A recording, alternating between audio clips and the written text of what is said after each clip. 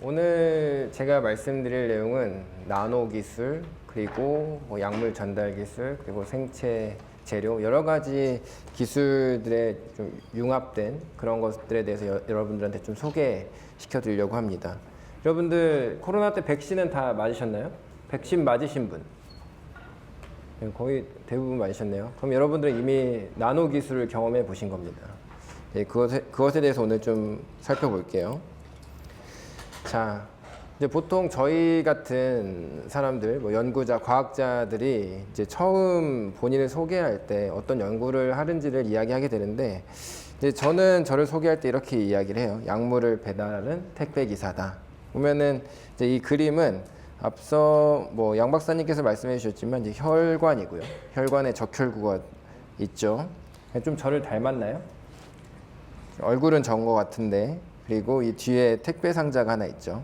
이제 여기에 약물을 넣어서 저희가 원하는 곳으로 보내는 그런 연구를 하고 있습니다. 근데 여기 있는 택배 박스처럼 종이로 된 상자가 아니라 오늘 이야기할 내용은 이제 지질, 그러니까 여러분들 기름으로 된 그런 택배 상자라고 생각하시면 되겠죠. 근데 많은 과학자들은 저는 지질 나노 입자를 연구하지만 어떤 분들은 무기물을 이용해서 금속 나노 입자를 이용해서 약물을 전달하기도 하고요. 다양하게 이제 두 개를 합쳐서 하이브리드 형태로 약물을 전달하기도 합니다. 자, 그러면은 제가 하고 있는 약물 전달을 쉽게 한번 생각을 해보면 이제 택배 배달이랑 똑같다고 생각할 수가 있어요. 여러분들 항상 설레이죠. 택배를 주문하면 쿠팡에서 내가 원하는 뭔가를 주문하면 올 때까지 기다려지고 혹시나 내가 주소 잘못 입력한 거 아니야? 좀 걱정되기도 하고요. 그래서 보통 우리가 어떤 쇼핑몰에서 이제 주문하게 되면 이렇게 택배를 받게 되죠. 근데 여러분들이 만약 실수로 이 배송지를 잘못 입력하게 되면 원하는 곳으로 안 가고 다른 곳으로 가잖아요. 이제 그런 것처럼 저희 생체 내에서도 똑같이 우리가 보내고자 하는 치료용 의약품을 설정하고 그거를 택배 박스에 넣고 우리가 원하는 조직이나 장기로 보내기 위한 항체라든지 라이간드를 붙여서 이제 보내는 거예요. 그래서 이걸 저희가 원하는 부위에만 정확하게 약물을 전달하는 게 바로 이제 약물 전달이라고 볼 수가 있습니다. 그럼 왜 이렇게 정확하게 보내야 되냐? 그거는 결국에 어떤 약물이라는 것은 어떤 특정한 세포나 조직에 갔을 때 더 효과적으로 반응할 수 있고 치료할 수 있고 또 다른 정상 조직이나 이런 데 갔을 때는 부작용을 일으킬 수 있기 때문에 정확한 곳에 이렇게 전달하고 배송하는 것이 굉장히 중요합니다. 그래서 약물 전달 기술 저희가 드럭 딜리버리 시스템이라고 하는데요. 드럭 딜리버리를 이제 정의해 보면 양리학적 활성을 갖는 물질을 다양한 물리화학적 기술을 이용하여 최적의 효력을 발휘하도록 세포, 조직, 장기 및 기관으로 전달 및 방출을 제어하는 일련의 기술을 총칭한다고 합니다.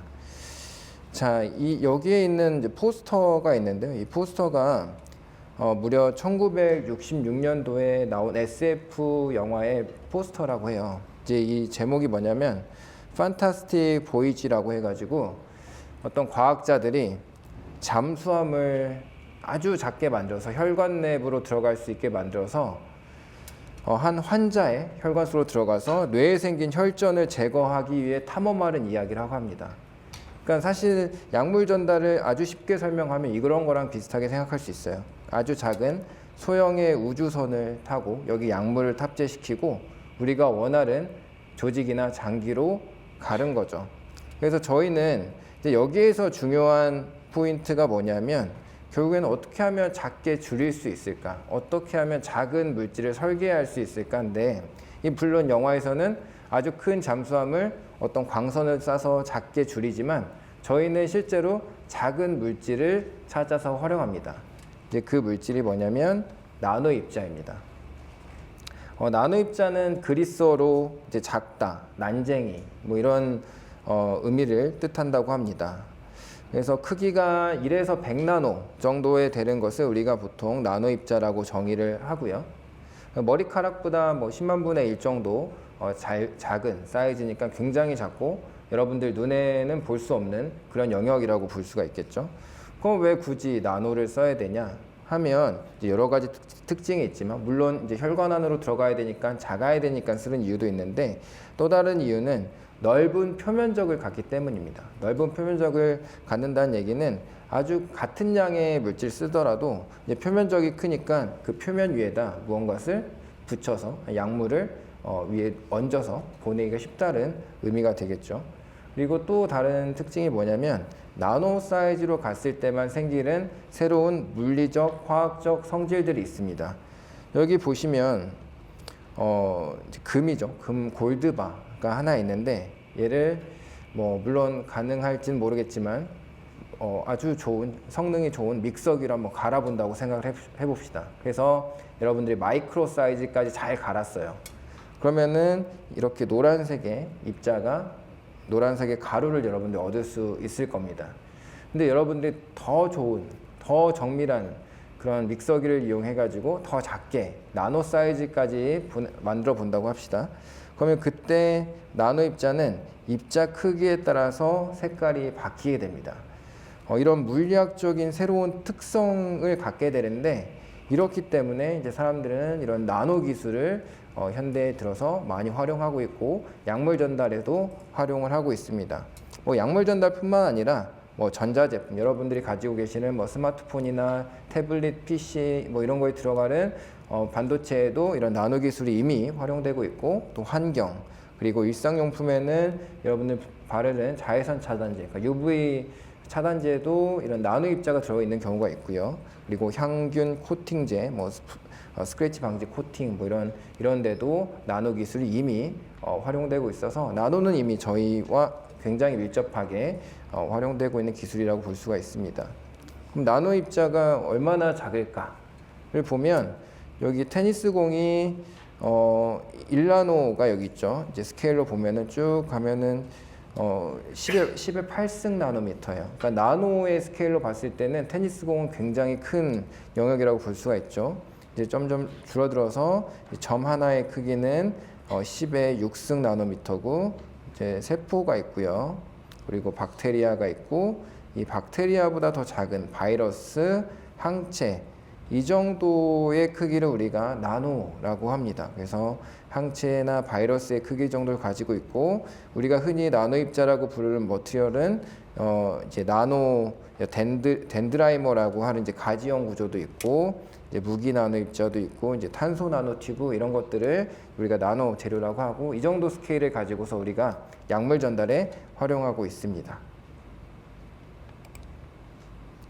자, 그러면 이제 정리해서 나노가 그럼 왜 특별할까 하면, 말씀드린 것처럼 사이즈가 작기 때문에 우리 생체 내에서 혈관과 뭐 림프관, 그리고 조직, 세포 곳곳을 잘 어떤 약물을 전달할 수 있다라는 특징을 가지고 있고, 표면적이 넓다고 했잖아요. 그 표면에다가 저희가 원하는 이제 앞에서 말한 뭐 이제 택배로 따지면 송장이죠.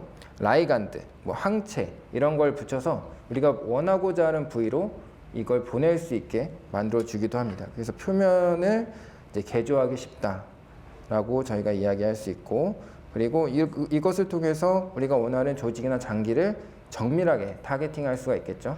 그러면은 뭐 예를 들면 항암제 같은 경우에는 이제 우리가 어떤 정맥 주사나 아니면 복용하게 되면 암세포만 표적하고 있는 게 아니라 활발히 분열하고 있는 세포들은 다 타겟을 하고 있거든요. 그래서 뭐 머리카락이나 이런 이제 머리가 빠지기도 하고, 그리고 우리 장이나 위벽에 있는 그런 세포들, 점막 세포들한테도 영향을 줘서 메스껍거나 구토를 유발하기도 합니다. 이제 만약에 우리가 항암 치료제를 암 세포에만 정확하게 전달할 수 있다면, 그런 부작용 없이 아주 정확하게 재발 없이 암을 치료할 수가 있겠죠.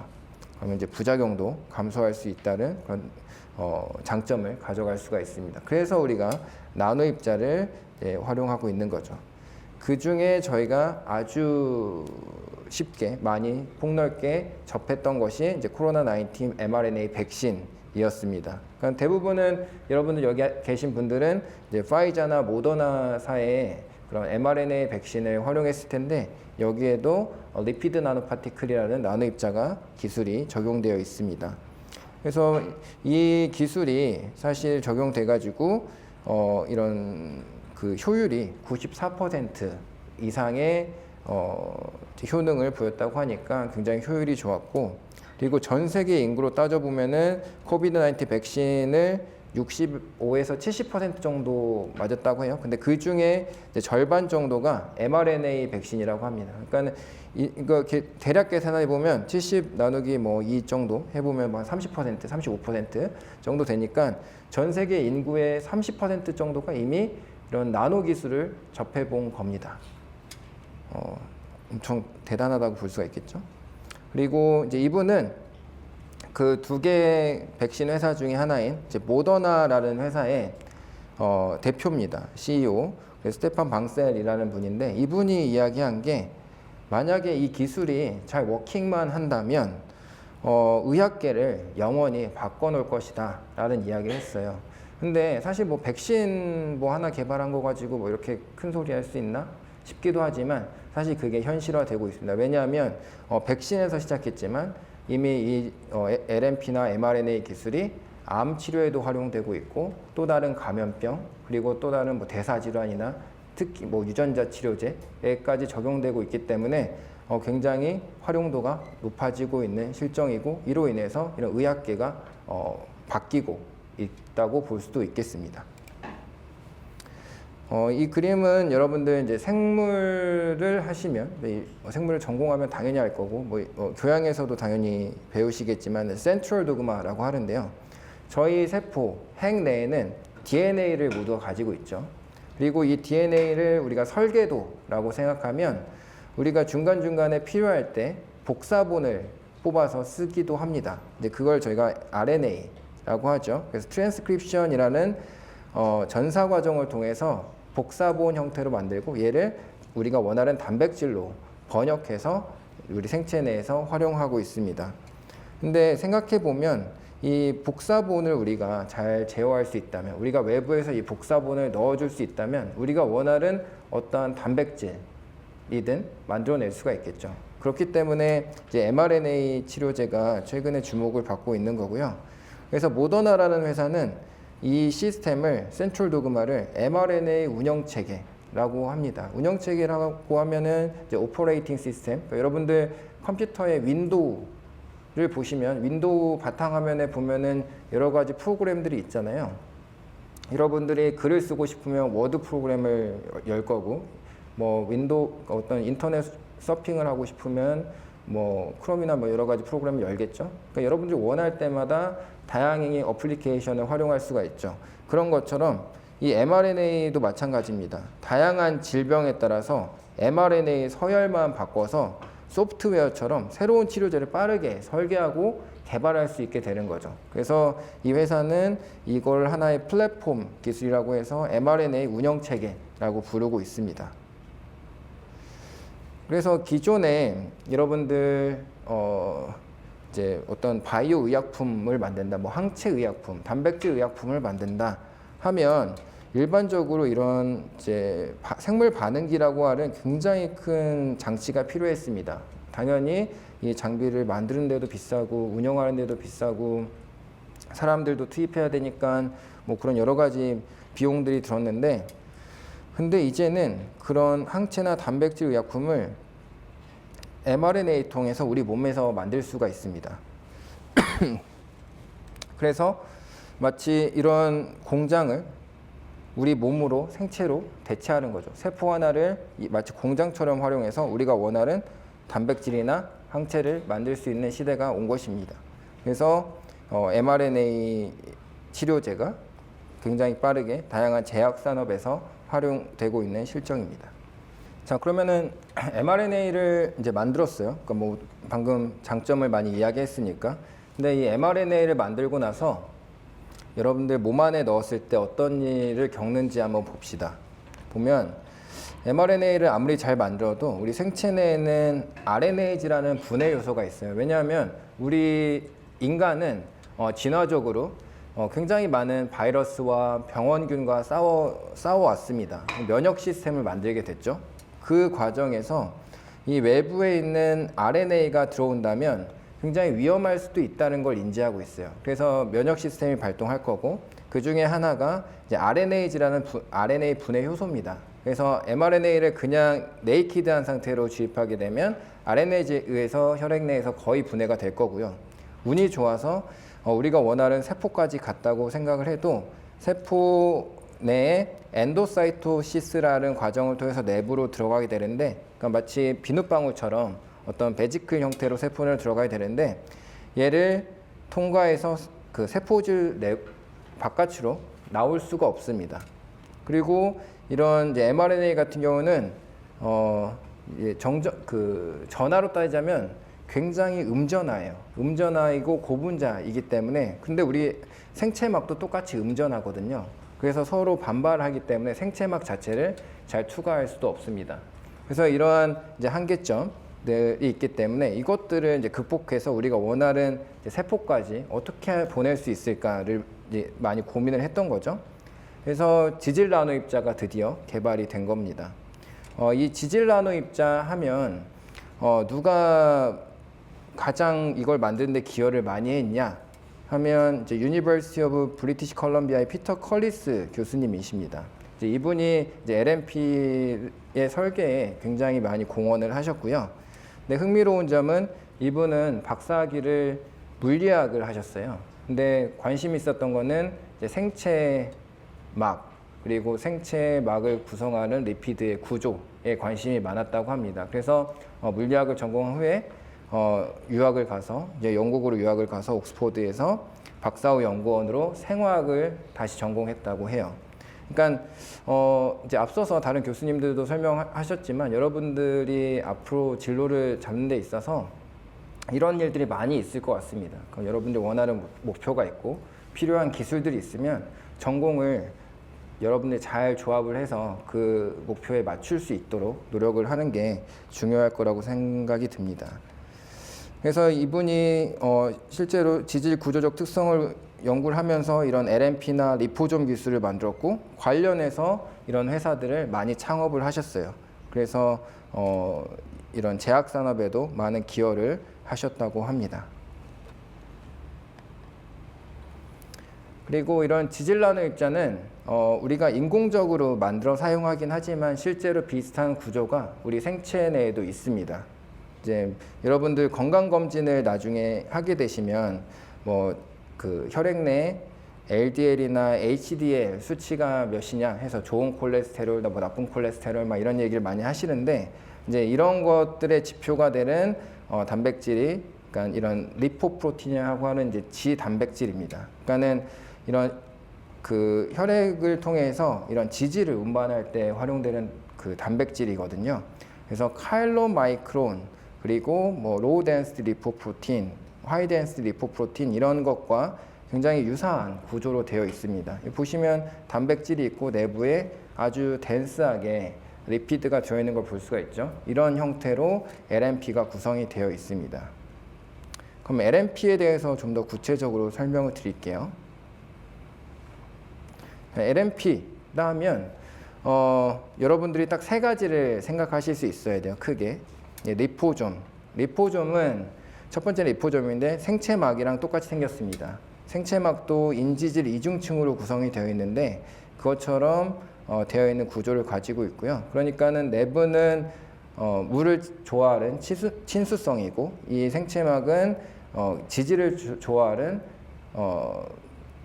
그 지용성입니다. 그러니까는 친수성인 약물은 이 내부에 전달할 수가 있고 기름에 녹는 약물들은 이 생체막 중간에 전달할 수가 있겠죠. 지질막 중간에. 그래서 이제 리포좀이라는 게 이미 개발이 돼서 항암 치료제인 독소르비신이라는 약물을 전달하는 데 쓰이고 있고요.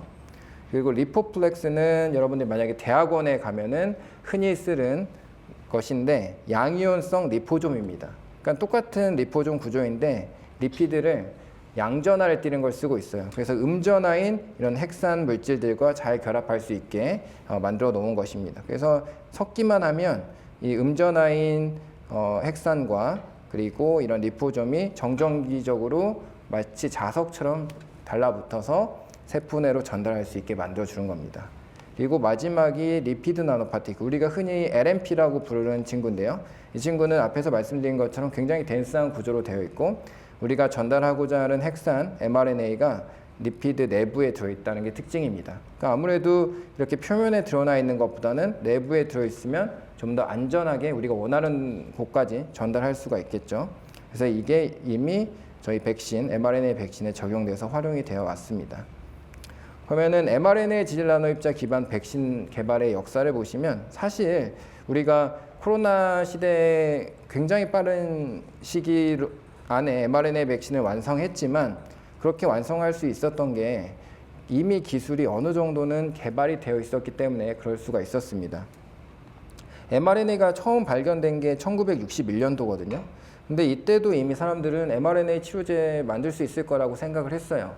근데 오랜 시간 동안 개발이 좀 지지부진했던 거는 이제 mRNA가 우리 체내에 들어갔을 때 뭐 여러 가지 면역 원성도 일으키고 그리고 효과적으로 전달할 수 있는 툴이 없었기 때문인데 이제 그런 것들이 점차 해결이 됐습니다. 앞서서 최 교수님 발표 자료에 있었는데 카탈린 칼리코라는 교수님이 핵산 모디파이드 기술을 만들어 가지고 면역 원성을 낮추고 번역 효율을 높이는 mRNA 기술을 이미 만들었고요. 2005년도에. 그리고 이미 보시면은 mRNA 기반한 캔서 치료제가 2017년도에 클리니컬 트라이얼에 이미 들어가고 있었습니다. 그러니까 이제 이런 기술들을 다 조합해 가지고 우리가 백신을 아주 빠른 시간 내에 임상 실험을 하고 개발할 수가 있었던 거죠. 자, 그러면 mRNA 백신의 제조 과정을 간단히 살펴볼게요. 보통 우리가 어떤 바이러스나 우리가 원하는 이제 시퀀스 플라스미드 DNA를 이제 만들게 되면 원하는 단백질에 그다음에 이거를 이제 pDNA라는 DNA를 주용으로 해가지고 인비트로에서 이제 트랜스크립션 하게 되는데요. 그러니까는 생체 내에서 하는 게 아니라 시험관 내에서 mRNA를 합성을 합니다. 그러고 나서 이제 퓨리피케이션 과정을 거치죠. 정제 과정을 거치게 되는데 이제 정제는 왜 해야 되냐면 인비트로 트랜스크립션 하게 되면은 G플렉스 RNA가 생기게 돼요. 이렇게 두 가닥이 붙어 있는 상부적으로. 그러면은 얘네가 또 면역 원성을 일으킬 수 있거든요. 그래서 그런 것들을 줄이기 위해서 퓨리피케이션 하게 되고 그래서 리니어한 mRNA 우리가 얻게 되면 지질과 섞어서 LNP를 만들게 됩니다. 근데 지질은 물에 안 녹잖아요. 그러니까 에탄올을 좀 섞습니다. 에탄올의 지질을 녹여가지고 mRNA랑 섞어서 LNP를 만들고 이제 최종적으로는 이제 필트레이션 하게 되는데 여기에 들어갔던 뭐 에탄올이나 여러 가지 불순물을 없애는 과정입니다. 그리고 최종적으로 이렇게 바이알에 넣어서 백신이 만들어집니다.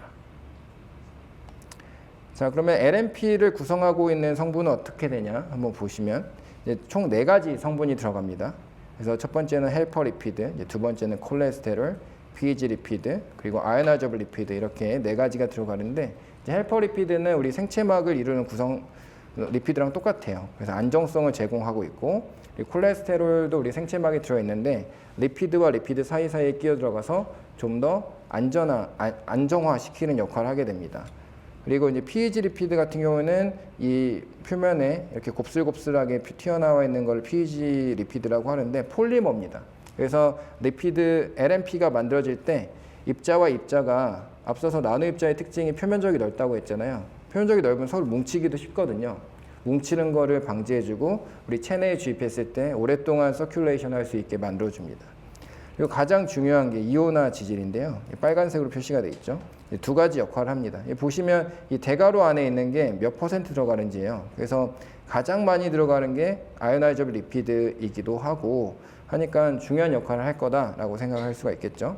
그러면 어떤 역할을 하냐? 이제 2가지 역할인데 하나는 이제 mRNA와 그러니까 RNA 핵산과 정전기적으로 상호작용하는 역할을 합니다. 그래서 보통 이 LNP를 만들 때 그냥 중성 pH에서 만드는 게 아니라 살짝 산성에서 만들어요. 그러니까 뭐 여러분들이 뭐 드시는 레모네이드나 뭐 이런 것처럼 조금 산성으로 만들어서 하는데 그 이유가 산성이 됐을 때 아이오나이저 리피드가 플러스 차지로 이온화됩니다. 그러니까 아이오나이저블이잖아요. 그러니까는 이온화가 가능한 지질이기 때문에 pH가 낮으면 이온화가 돼서 mRNA와 복합체를 형성하게 되고 그로 인해서 내부로 친수성인 mRNA가 이런 지질 중간에 끼어 들어갈 수 있게 해주는 역할을 합니다. 이제 두 번째 역할도 중요한데요. 두 번째는 세포 내로 들어갔을 때 약간 엔도좀이라는 것을 잘 탈출해야 된다고 이야기했잖아요. 그 엔도좀도 똑같이 pH가 조금씩 떨어지기 시작하거든요. pH가 다시 떨어지면 다시 얘가 또 이온화가 되겠죠. 이번에는 헥산이랑 붙는 게 아니라 엔도좀 멤브레인이랑 붙습니다. 그렇게 붙게 되면 이런 이제 아이온 페어를 형성하게 되고, 이때 헥사고널 페이즈라고 해가지고 엔도조멀 멤브레인이 돌돌돌 말립니다. 그러면서 깨지는 특성이 생겨요. 그러니까 이런 특성을 사실 아까 그 물리학자라고 했던 피터 컬리스 교수님이 발견을 한 거거든요. 그래서 이런 아이오나이저 리피드를 LNP에 적용을 한 겁니다. 그래서 궁극적으로는 헥산만 쏙 세포질까지 전달할 수 있게 만들어주는 역할을 합니다. 그래서 전 세계적으로 다양한 그룹에서 이런 아이오나이저 리피드를 만드는 시도들이 되고 있고요. 그래서 뭐 피터 컬리스 교수님뿐만 아니라 모더나의 창업자인 뭐 로버트 랭어, 그리고 그분의 뭐 제자들, 이 전 세계적으로 다양한 형태의 이런 이온화 지질을 만들고 있습니다. 보면은 화학 구조가 많죠. 그러니까는 이런 연구를 할 때도 이제 어느 정도 유기화학적인 백그라운드도 필요할 거라고 여러분들 생각해 볼 수가 있겠죠. 그래서 코비드-19 백신에 활용된 이제 이온화 지질을 좀 보시면 이제 이런 구조를 띠고 있어요. 모더나에는 이런 구조, 화이자에는 이런 구조. 근데 어떻게 얼핏 보면 되게 비슷하게 생겼죠. 그 중요한 특징들은 둘이 공유를 하고 있습니다. 이제 머리 부분부터 봅시다. 헤드에는 하이드록시 그룹이 있고요. 하이드록시 그룹은 수결합을 잘 할 수 있어서 좀 더 안정화시키는 역할을 하게 되고, 아까 엔도조멀 멤브레인이랑 인터랙션 해야 된다고 했는데 엔도조멀 멤브레인이랑 더 잘 인터랙션 할 수 있게 해준다고 해요. 그리고 여기 아민이 있는데 얘는 pK 밸류가 6점대인 걸 볼 수가 있습니다. 두 개가 터셔리 아민이 3차 아민 구조가 있고, 그리고 여기는 에스터 그룹이 있어요. 에스터 그룹이 있는 이유는 우리가 전달체의 역할은, 우리가 택배를 보낸다고 했을 때 택배를 보내고 나서 집에 오면 택배 박스는 버리잖아요. 그리고 재활용을 할 수 있게 해주는데, 그런 것처럼 이런 LNP도 체내에 들어왔는데 분해돼서 대사돼서 없어져야겠죠. 배출이 돼야겠죠. 그러려면 빨리 분해되는 게 중요하겠죠. 우리 체내에는 에스터레이즈라는 분해 효소가 많습니다. 그래서 에스터레이즈에 의해서 분해돼서 이 지질들은 우리 몸에서 지질 대사에서 에너지로 쓰이거나 배출될 수 있게 해주는 거죠. 그리고 이제 가지 달린 걸 볼 수가 있는데, 이거는 이제 이 끝에 이 꼭지점을 연결해 보면 삼각형을 우리가 만들 수가 있거든요. 그래서 이렇게 꼭지점을 연결해 보면 삼각형이 되는 걸 볼 수가 있죠. 이렇게 되면 엔도조멀 멤브레인이랑 만나면서 콘 쉐입을 이뤄서 좀 더 효과적으로 엔도점을 탈출할 수 있게 만들어 줍니다. 그래서 이렇게 화학적으로 구조가 됐다라는 걸 이해해 주시면 될 것 같고, 그래서 그러면 여러분들이 만약에 이온화 지질을 만든다, 그러면 어떻게 하면 되냐? 이제 세 가지 파트를 나눠서 레고 조립하듯이 조합하면 됩니다.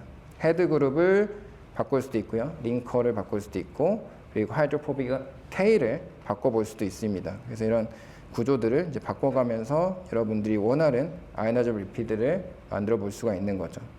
그래서 여기 뭐 이중 결합을 넣기도 하고요. 방금 뭐 에스터레이즈에서 분해될 수 있는 링커를 쓰기도 한다고 했는데, 뭐 다른 링커, pH에 분해될 수 있게 만든다든지 여러 가지 아이디어를 넣을 수가 있겠죠. 그래서 이제 저희 같은 이제 약물 전달 연구하시는 분들은 때로는 저는 레고 블록을 조립한다고 생각하기도 하거든요. 그래서 이런 화학적인 여러 가지 물질들을 머릿속에 넣어놓고 이래저래 조합을 해보는 겁니다.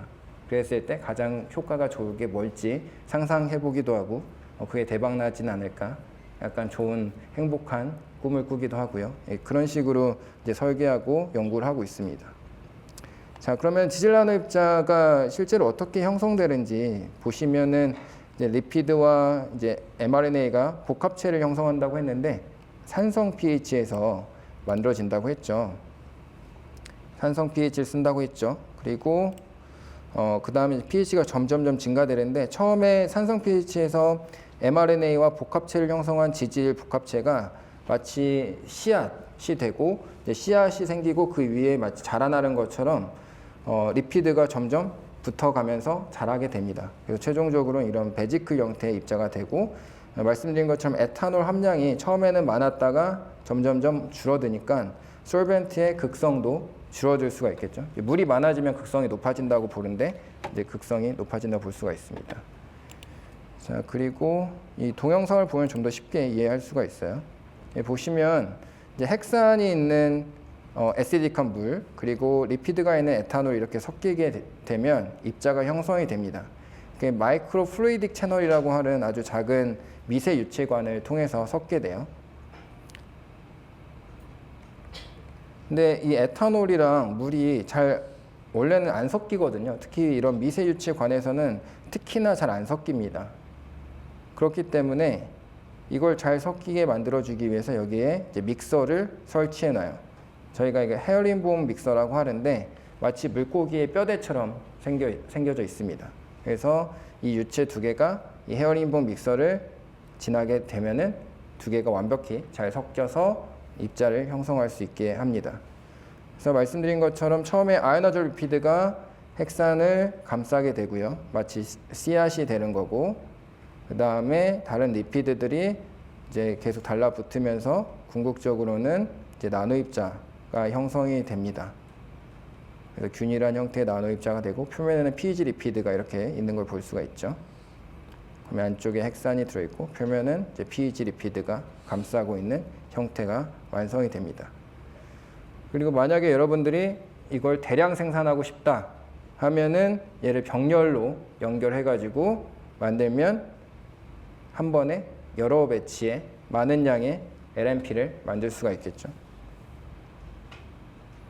자, 그래서 이제 LNP를 만들기 위해서 말씀드린 것처럼 미세 유체 기술을 활용하게 되는데요.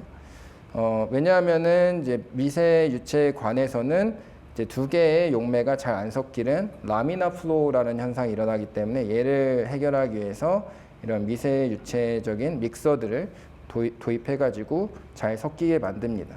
뭐 실제로 우리가 그 백신을 만들 때 활용했던 장비는 이 장비인데요. 이 장비는 조금 원리는 다릅니다.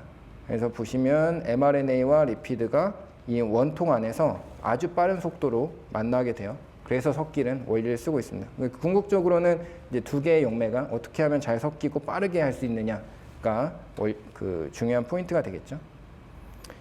그리고 mRNA 지질 나노 입자 그 이야기 했을 때 우리 예전에 이런 뉴스 본 적 있을 텐데요. 이게 파이자에 있는 실제로 냉장고 농장이라고 불리는 곳입니다. 리프리저레이터 팜이라고 하는데 이렇게 mRNA 백신은 아주 저온 초저온에서 보관해야 된다는 그런 특징을 가지고 있죠. 그럼 왜 초저온에서 보관을 해야 되냐를 여러분들 알아두시면 좋을 것 같아서 보시면은 DNA랑 RNA의 차이점을 좀 알아두시면 돼요.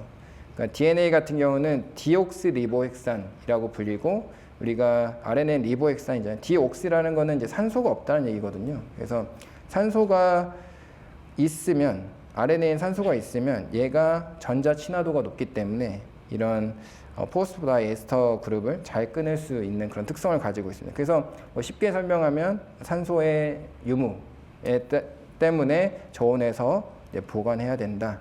그리고 아까 RNA즈가 이 DNA 그 RNA를 잘 분해한다고 했는데 RNA즈의 활성을 저온으로 보관하면 또 낮출 수도 있기 때문에 이제 저온 보관을 우리가 필수로 하고 있습니다.